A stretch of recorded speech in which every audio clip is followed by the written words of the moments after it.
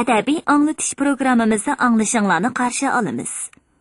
Bugungi programmamizda yozuvchi Farhod Jilonning O'rxun shajarasi nomli tarixiy romanining davomini anglatamiz. Oldimizga bo'ri chiqdi. Bu yaxshilikning alomati. Qadimgi ajdodlarimizni ko'k bo'ri nijotlik yo'liga boshlab qolgandek ish bo'ldi. Endi safarimizning qutlug' bo'lishida shak yo'q. Topqaç degan topqaç, biz degan turk. Bizning o'zimizdan tutgan yo'limiz bor. Bizning e'tiqodimiz boshqa. Padişahimiz Sozon alilleri o'zining orzulu qizini sizlarga yotliq qilish orqali do'stligimizni yanada kuchaytirmoqchi bo'ldi. Tangri o'g'li Tavshanzunga bo'lgan cheksiz sadoqatimiz bilan jon familiyaliklar jamiyatini yo'qitib, o'rnini qutqizish uchun yurish qilyapmiz. Ushtum to'rt qirg'izlar kelib qoldi. Biz qo'shinlarimizni birlashtirib jangga chiqaylik. Hozirgi birinchi ishimiz jang qilish.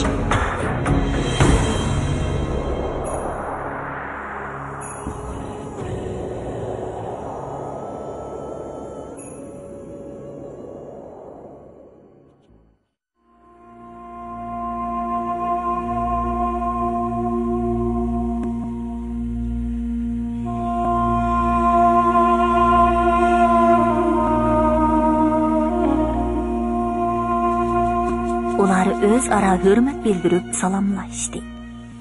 Qutlug' yopg'u mehmonni sipoyilik bilan o'z chediriga boshladi. Qo'ylar so'yilib, qazonlar esildi. Qutlug' yopg'u Goziyening unimig'iniga qo'ymay, uni may ichishga zo'rladi. Tabg'ach Sangun urush planini muzokara qilishga oldiraydi. Uyg'ur xonzoda bo'lsa, uning oldirishlariga parvo qilmay, muzokara qilishqimi ulgurimiz. Qo'rqmang. U Allushan degan qonchilik nima edi? Qani, go'shyang, mayishchang.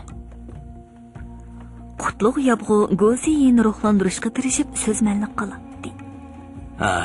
Ilgari bizning qog'onlarimiz Chang'an, Loyanglarga basa, tang podshohlari may ziyofati beradigan. Ular Uyg'urlarga may quyib ulgurtib bo'lolmay, oxir maytonlarga naychilarni silib, har bir Uyg'urning qo'liga birdan naychini tutqizib qo'ygan ekan. Qanchalik xohlasanglar, shunchalik ishinglar deb. Ras, shundoq bo'lgan. Tang podshohlari Uyg'urlarning elchilarini ajoyib dog'dug'uloq bazmi ziyofatlarni o'tkazib kutib oladi. Biz hozirmi shundoq qilamiz. Shundoq bo'lgandan keyin, salamu bizning may sharoblarimizni qong'icha ichinglar.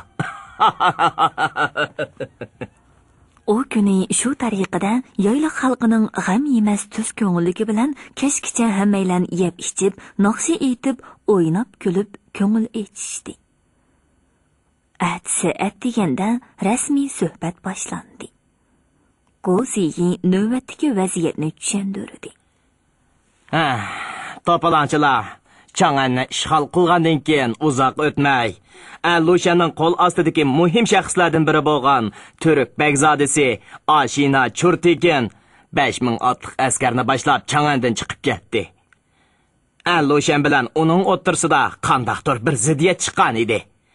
Ashina Churtekin Sufang aymiqiga keldi. Uni biz tarafga o'tkili keldi deb o'ylabdik, lekin u kutmagan yerdan chiqib bizga hujum qildi. Shuning bilan ahvol texmi murakkablashib ketdi. Tangri o'g'li Tangsuzong bu Ashina Begzodasini yo'qotish uchun Barg'ut Xuyunni chiqadi. Barg'ut uni mag'lub qildi. Biroq Ashina Churtekin Sufang diyoridan chekinib ketgan bilan uning qo'shini ko'p talafot ko'midi. Aksicha 9 o'g'izlarning To'ngra qabilasi va nurg'un so'g'dilar uningga qo'shildi.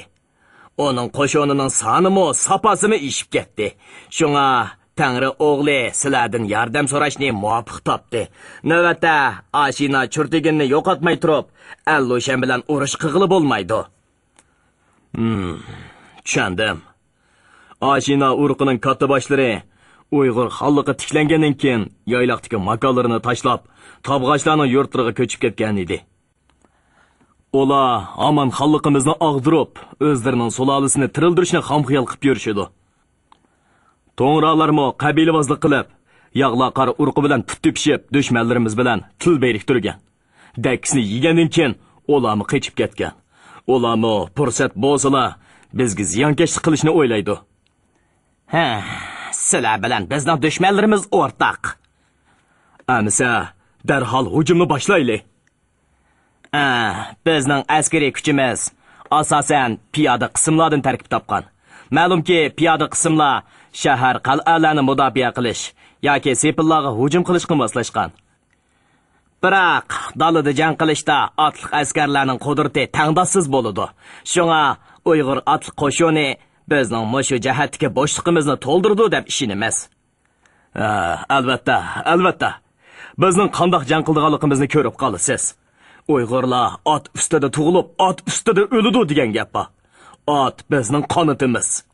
Bizga tang turaligidek toifa texi bu dunyoga kelmadi. Tüpek olib shul sipoyilik bilan kulimsirab so'z qistirdi. Yo'bom, durust gap qildi. Shundaqdimi? Allushenga sal qarashqa bo'lmaydi. Hamma alomatlardan qaraganda bu to'polonchilar intayin qudratli kuch bo'lib shakllangan. Shunga bu urushda kuchimizni obdan o'rinlashtirib, pan bilan harakat qilishimizga to'g'ri keladi. Jangdan burun obdanroq kelishib olaylik. To'g'ri, hazratlari dana gap qildi. Qutlug' Yabg'u Anlushanning qudratli degan fikrdan to'lima norozi bo'lib, tüpek olib shulga olib qo'ydi-da. Anlushanning zodi qanchalik nima ekanligini jang bo'lganda sizlarga ko'rsatib qo'yman.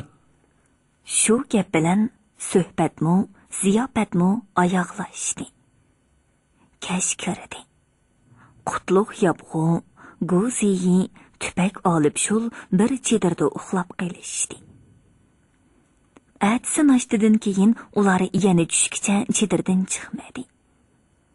Qutatmish taqatsizlanib chedirga yaqin yerda uyoq-buyoqqa mang'atdi. Asta, ularning suhbati qachon tugaydi? Qachon yurishga otlanamiz? Aldirma yigit. Ulug'larimiz kelish bo'lgandan keyin burkitlardek uchib ketamiz. O chaqda to'xtay desangmi to'xtay olmaysan.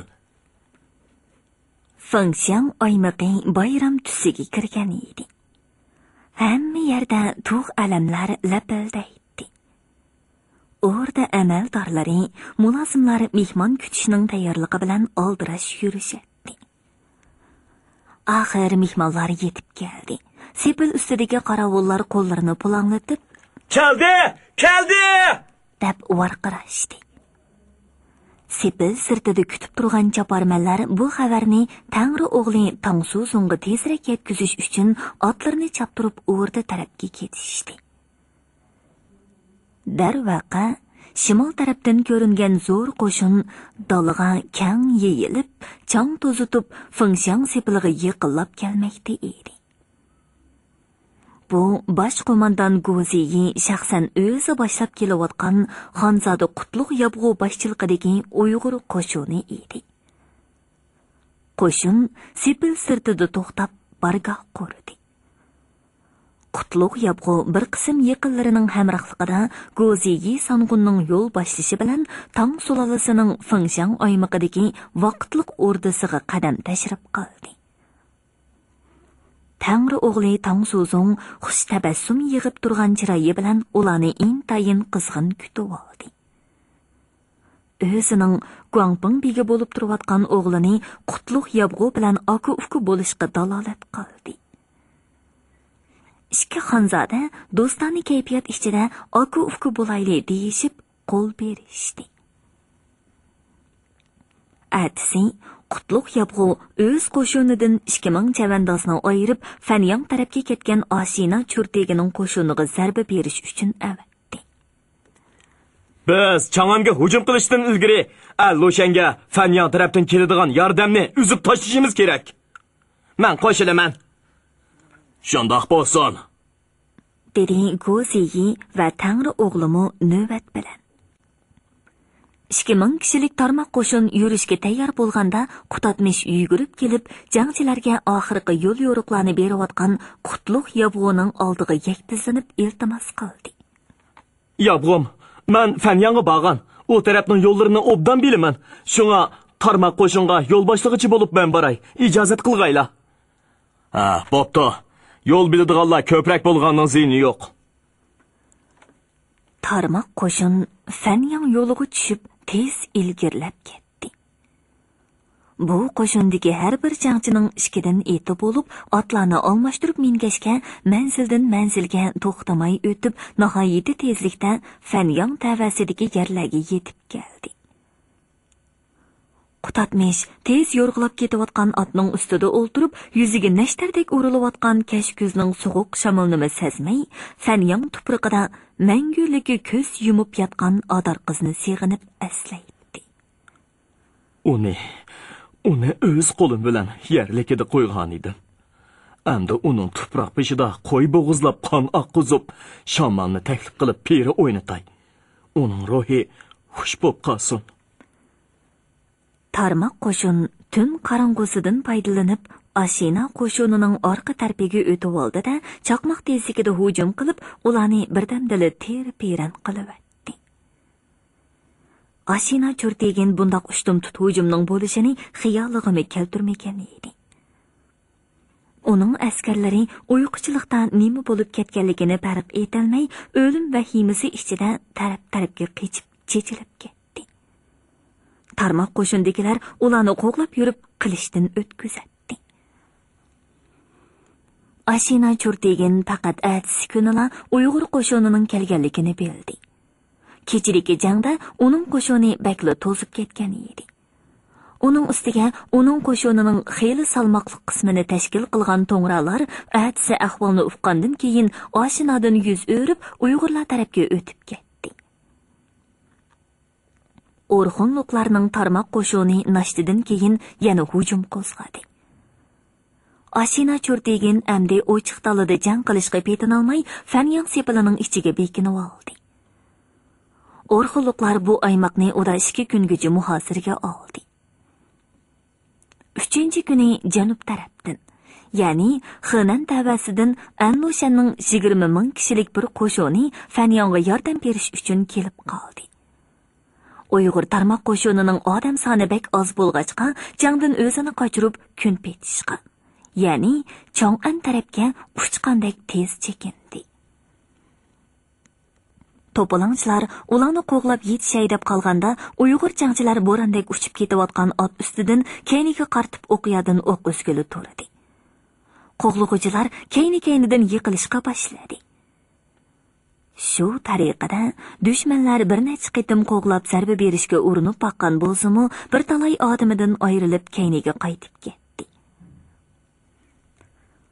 O'rxonliqlar Fanyangga qandoq tezlikda yurish qilgan bo'lsa, endi Chang'an tarafdami shundoq chaqqonlik bilan ilgirlamaydi. Ular Qutlug' Yabg'o'ning asosli qo'shini bilan ana shu Chang'an atrofida uchrashishga kelishgan edi. Qutatmish qo'shin ichida etini yo'rg'ilatib kun petishga ketayotgan bo'lsa-mu, ko'zi keynida qoldi. U Fanyangga kirolmaganligidan ko'ngli yerim bo'ladi. Odar qizning qabrisini tavob qilolmaganligidan o'zini dunyodagi eng baxtsiz odamdek his qiladi. U odar qizni seg'ingan seri masmadarg'i bo'lgan o'chmanligi hassalab oshadi. Uning engida masmadardan o'ch elish go'yo o'zining muqaddas burchidek bo'lib qolgan edi. Uning intilishimi, muddaosimi dal shu edi. Xap to'xtab tur, Masmadar. Sen hozir balkim Chang'anda yana shumlik qilib yurayotgansan, yoki boshqa joylarda kalla kesarlik qilayotgansan. Agar hozirgacha tirik bo'lsang, oldirmay turib xumpar. Biz Anlushani mag'lub qilgandan keyin nadim bo'lmasin tepilsan-ku, ana shu chog'da o'z qo'lim bilan adibini beraman. O'ylab shu yerga kelganda Qutatmishning yuragi chiq qilib qoldi. Chang'anda yiliqi qo'rdonliq san'atchilar qolgan edi. Ular nima bo'lib ketdikin? Yiliqi Oyto'lin otliq usulchi qiz hozirmi Chang'anda turib-atqanmidi? Shu Oyto'linning kepinekdek yenik usul o'ynashlari, kulishlari, berilib hissiyotli so'zlashlari qutatmishqa shuncha oq ko'ngillik bilan yurak so'zini aytganligi. Qutatmish uni o'z singlisida ko'radiganligini aytib, uning yuragini qabul qilmaganda, uning ko'zlaridan taramlab yosh oqqan holda yugurib hujrasiga kirib ketganligi. Qo'rdonliq san'atchilar Qutatmishni Fanyonga uzatgandagi Oyto'lonning odamning ichi og'rig'idek parishon chiroyi.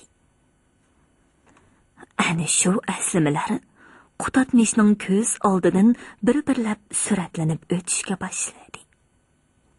Kuz bilan qish almashib, qor yig'ishga boshlagan kunlarning birida Tarmoq qo'shin Chang'an shahriga ancha yiroq bo'lmagan bir joyda asosli qo'shin bilan uchrashdi.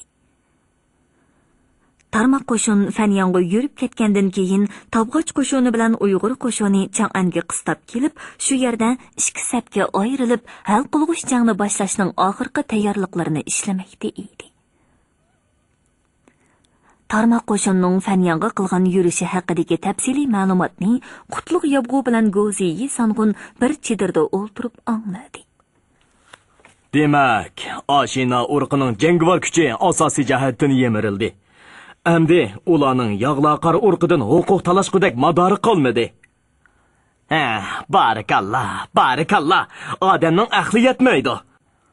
Aran 2000 odam chiqib, shuncha qudratli qo'shinni tarmar keltirib, parchalavatganligiga haqiqatan odamning ishongisi kelmaydi. Yaraysizlar. Uyg'ur qo'shini haqiqatan tangdasiz qudratli qo'shinkan. Bu qo'shin bilan Anlushani mag'lub qilishga bo'ladiganligiga endi to'liq ko'zim yetdi. Go'ziyi qo'shini bilan Qutlug' Yobg'u qo'shini hal qilg'uch jangga otlandi. Kelishim bo'yicha Tang sulolasi qo'shini Chang'anning g'arbidagi Jishyangsi butxonasi atrofida to'plangan 100 ming kishilik to'polonchi qo'shinning oldiga yurish qildi. Qutlug' Yobg'u qo'shini Harmas otlarining kuchiga tayinib, yiroqdan aylanib, bu 100 ming kishilik Anlushan qo'shinining orqa tarafiga o'tdi. To'polonchi qo'shin tashabbuskorlik bilan Go'ziyi qo'shiniga hujum qildi. Payansiz qarliq dalida qonliq jang boshlandi. Tang sulolasi qo'shinining ko'p qismi piyoda askarlar edi. Qarshi tarafning hammasi otliq edi. Piyodalarning uzun nayzalari bilan otliqlarning o'tkir qilishlari tangli harakatga keldi. Qaqas cho'lning jimjitligi buzildi. Odamlarning bir-biriga hayva qilib varqirashlari, otlarning ansiz kishnashlari, at tuyoqlarining to'pirlashlari, po'lattiqlarning bir-biriga urilib jang-jung qilgan sadolari, yaradorlarning dod faryod urib ingrashlari go'yoki yer va ko'kni tutash qopladi. Her ikki tarafdan o'lganlar, yarador bo'lganlar tez ko'paydi. Lekin bara otliqlarning o'tkir qilishlari piyodalarning uzun nayzallarini besib tushgili turdi.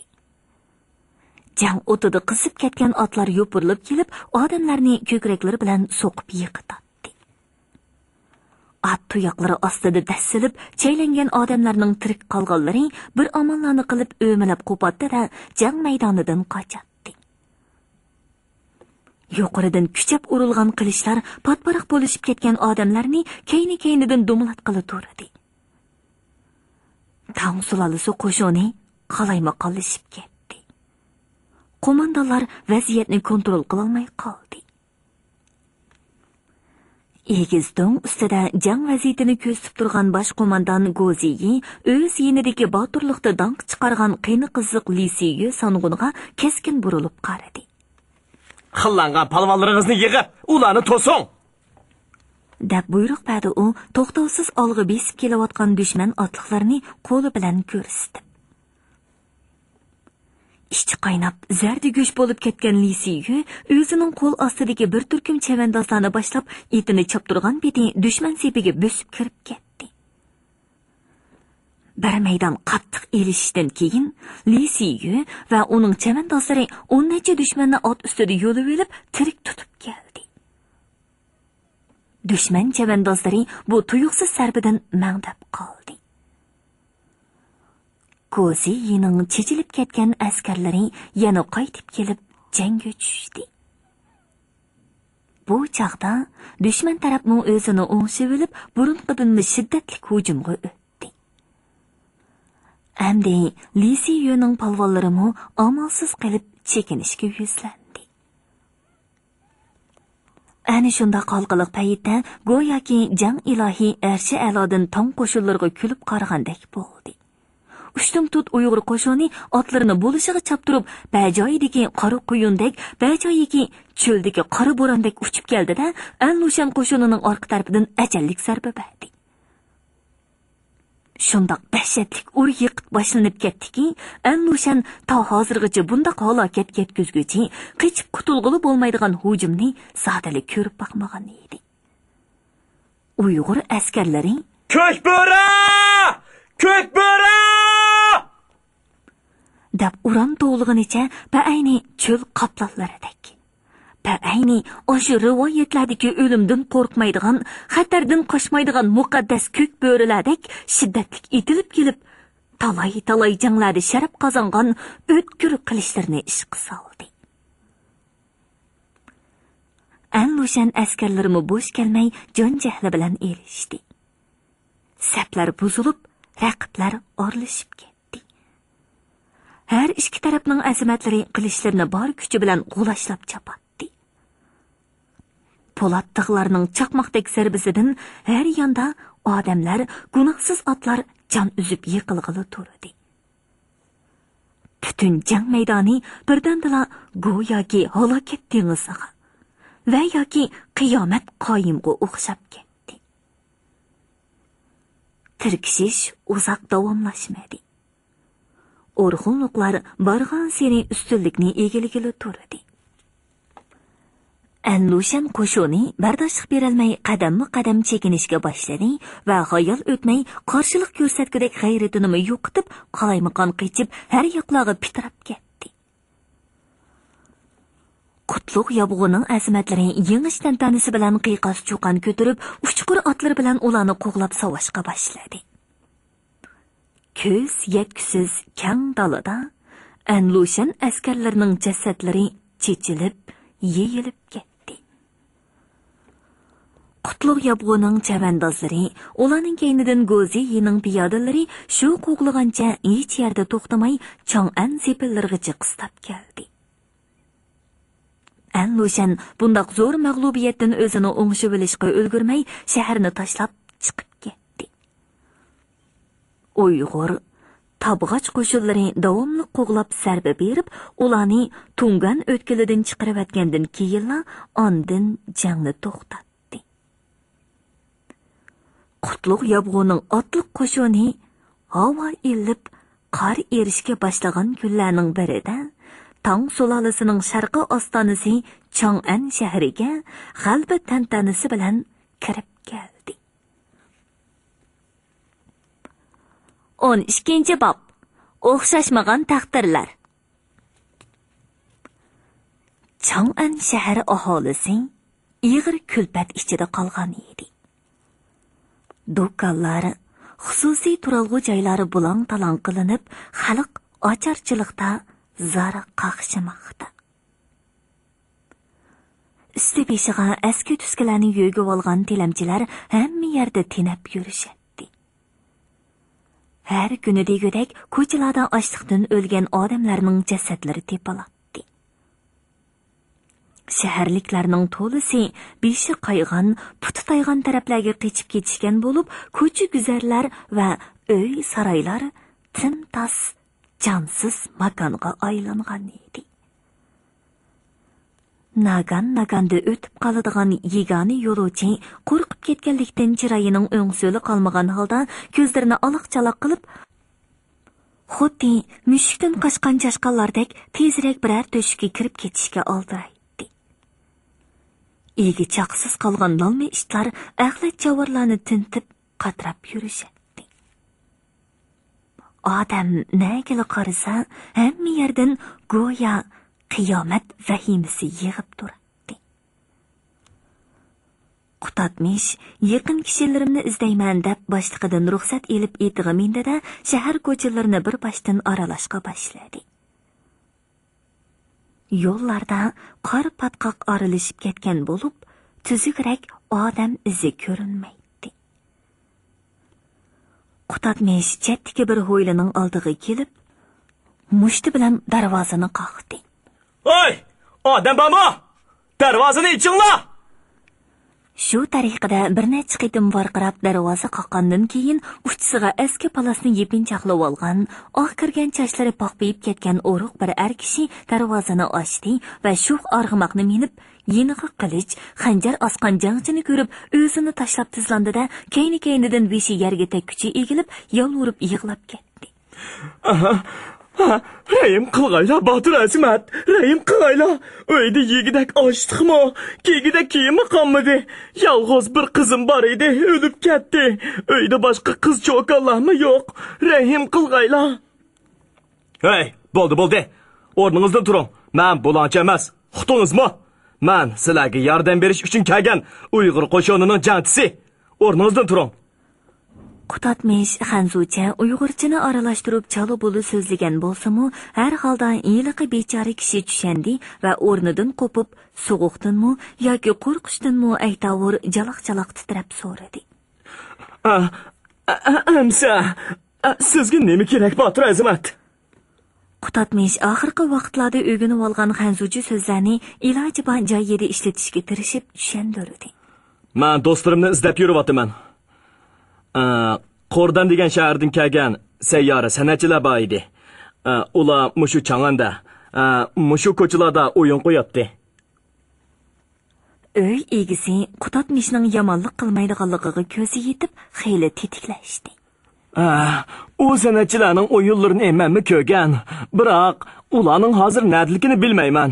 To'polonchilar bu shaharni besib olgandan keyin puhrolarning o'lgini o'lib, qochqini qichib to'zib ketdi. Yana nurg'un yigit qizlarni ular tutib ketishdi. Menga o'xshash oz bir qism ojiz, qeri kishilar yo o'lmay, yo tirilmay, mushundoq ochzorlikda yuribotimiz. Qutatmish etini devitib yurib ketdi. U yana bir necha uylarga do'qirdi.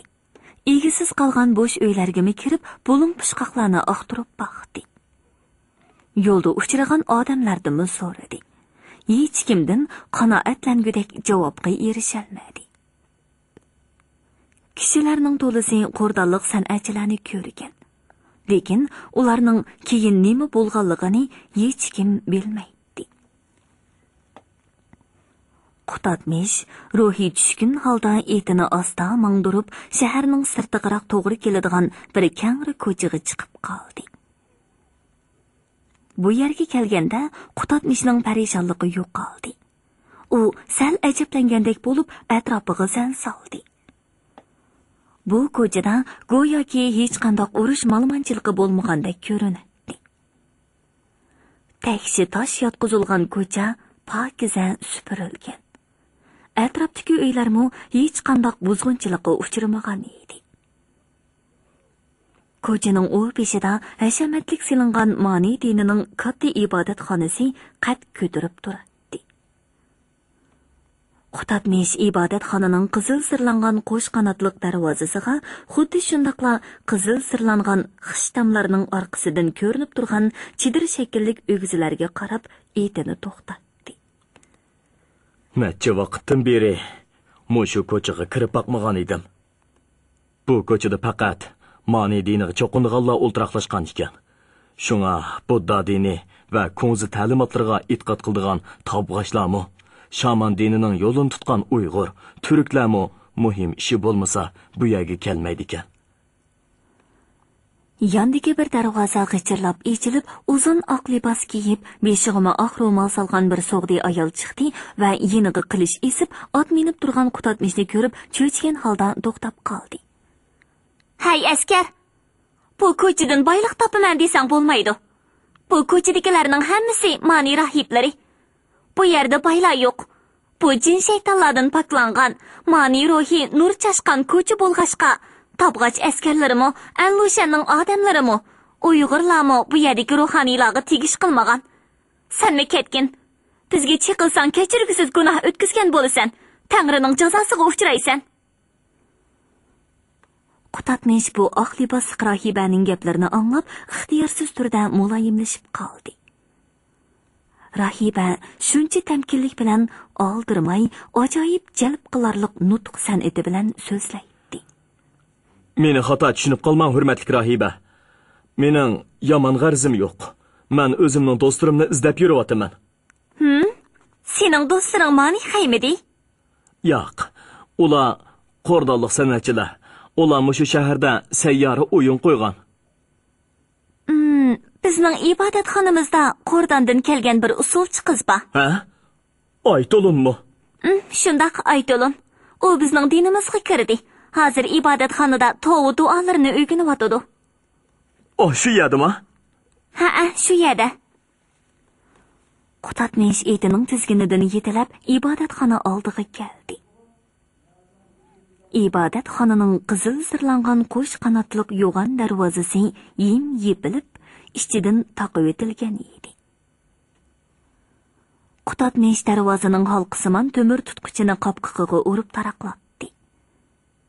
Darvoza qiya echilib, uzun oq tun kiygan bir taqirbosh rohibning gavdasi ko'rindi.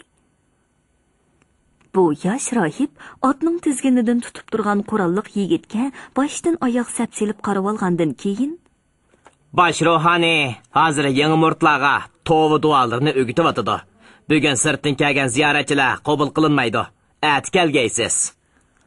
Qutatmish oldirab uni to'sib oldi. To'xtab turing, hurmatli rohib.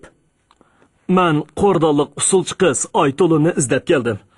Uni chaqirib qo'ysangizkan. Bo'lmaydi. Xafa bo'lmang. Baş ruhani bugun murtlardan boshqa hech kimni kirgizmaslikni buyurgan.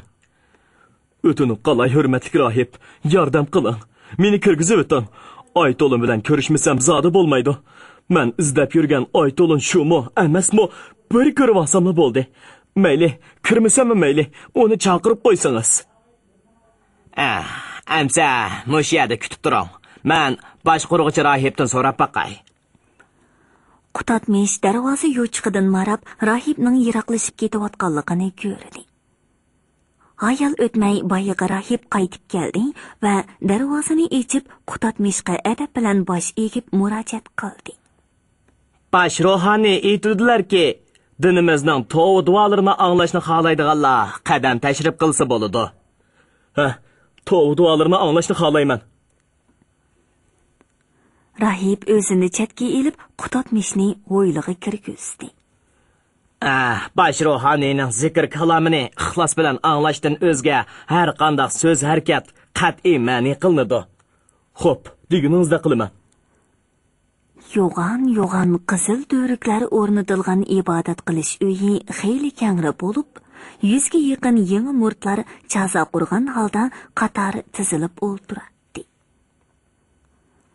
Erlar bir chetda, ayollar bir chetda.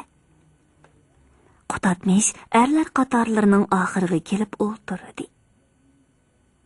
To'rdagi rangdor gilamlar silinib bezitilgan peshtaxtda oq soqolliq taqirbosh ruhoniymu jazo qurib o'ltirib, ovozini so'zib, har bir so'zini dona-dona chiqarib, salofat va tamkinlik bilan so'zlamoqda edi. Ay Tangrim, gunoh ichida yurib, o'yimiz, so'zimiz va ishimiz bilan turli gunohlarni o'tkazdik. Qanchalik yolg'onchilik qildik, yolg'on qasam ichdik. Aldamchilarga guvohchi bo'lib berdik. Gunohsiz kishilarga uvol qildik. Yana gap taqitib, kishilarga tuhmat chopladik va shuning bilan ko'ngillarimizni, bilimlarimizni nobud qildik. Kun va oy tangrilariga yoqmaydigan shuncha ko'p yomon ishlarni qildik. Burunqi umrimizda va hozirgi kunimizda, yosh vaqtlarimizda qanchalik gunohliq ishlarni qildik. Ozdik, yengilishdik. Endi bu gunohlardan bo'shinishga o'tinamiz. Ay ulug' Tangrim, gunohimizdan o'tkaysan. Ay ulug' Tangrim, gunohimizdan o'tkaysan. azruo tangriga, kun oy tangriga, kuchlik tangriga, burxonlarga har kuni xolis niyat va pok ko'ngil bilan madhiya o'qish qoida yo'sinimiz bor edi. Lekin biz qo'rqmasdan to'g'ri yo'ldan ezib, yaxshilikni to'liq madhiyalamadik. Butun ko'nglimizni, o'y xiyollarimizni Tangriga tutmadik. Shunga tilaklarimiz Tangriga to'liq yetmadi. Qayerdadir bir yerlarda to'silib qoldi. Amdi yo'ruq Tangrilar muqaddas nom pok dindarlar oldida gunohdan bo'shinishga o'tinamiz. Ey qudratlik Tangrim, gunohimizdan o'tkaysan. Qutatmish o'qilayotgan bu ma'ni duolarga ancha quloq silib ketmadi. U hadab ayol murtlar tizilib o'ltirgan tarafga zariqib qaraydi. Lekin ayol murtlarning hammasi boshlariga uzun oq ro'mol silib olgan bo'lg'achqa, ularning chiroylarini ko'rgili bo'lmaydi. Aytolun, Rasululloh mushu murtlar orasida o'ltiramdigandu. U qandoq bo'p ma'ni diniga e'tiqod qilgan bo'p qoldi. Men izlayotgan Aytolun shumu emasmi? Yoki bu yerdagisi boshqa Aytolunmi? Agar shu bo'lsa, qo'rdandan kelgan sanatchilar qani? Qutatmish ana shunda xayollar bilan band bo'lib ketib, bosh ruhoniyning oxirgi so'zlarini butunlay anglamadi. To'g'ri duolari o'qilib bo'ldi. Murtlar o'rinlaridan turishib, ibodat xonasidan chiqishga boshladi. Qutatmish sirtga chiqib ketayotgan murtlar orasidan qistilib, so'qilib o'tib, ayollar tarafga oldirab mangdi. Aytolun cho'chib to'xtadi. U o'zining oldiga kelib to'xtagan o'rxulliq yigitga hayron bo'lgan qiyofatda ko'zlarini yo'g'on echib qaradi. "Ha? Qutatmish, bu yerga qanday kelib qoldingiz? Qachon keldingiz?" Ular ishkaylan ho'ylig'i chiqib, Qutatmishning eti bog'langan daraxtning tubiga keldi.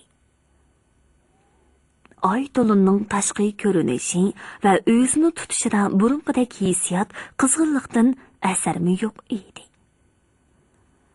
Chiroyi so'lg'in, ko'zlari nursiz bo'lib, butun turqidan ruhsizlik va tushkunlik aks etadi.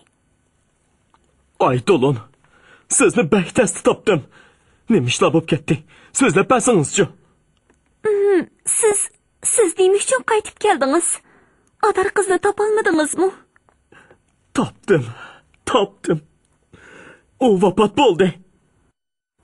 Hurmatli radio anglag'uvchilar, yozuvchi Farhod Jilanning O'rxun shajarasi nomli tarixiy romanini bugun mushu yergacha anglatdik. Davomini ertadagi programmamizda anglag'aysizlar. U qo'limdagi kaltakni cho'rib tashlab, meni boshqalgan bir uyga so'rab akirib pastkashlik qilg'ili turdi. Men chaqqonlik bilan shira ustidagi bir pichoqni ilib olib, uning qornini yerib atdim. Agar hamma odam ma'ni diniga e'tiqod qilsa, urush talashlarmi, qirg'inchiliklarmi bo'lmaydi. Odamlar o'zaro dushmanlashmay, tinch, xotirjam yashaydigan bo'ladi. U endi o'zining eng yaqin sardoshlariga qo'l silishga boshladi. U hatto o'z o'g'li Anchin shuni yeniga kirgizmaydi. Bugungi programmamizning diktorlari Dilnigar Hasan, Salihjon Ro'zahoji, ovoz texniklar Po'lat Tursun, Tahir Yasin, mas'ul muharrir Ilhom Mahmud, Abdurasul Abdurahim, nazoratchi Gulbahor G'upur.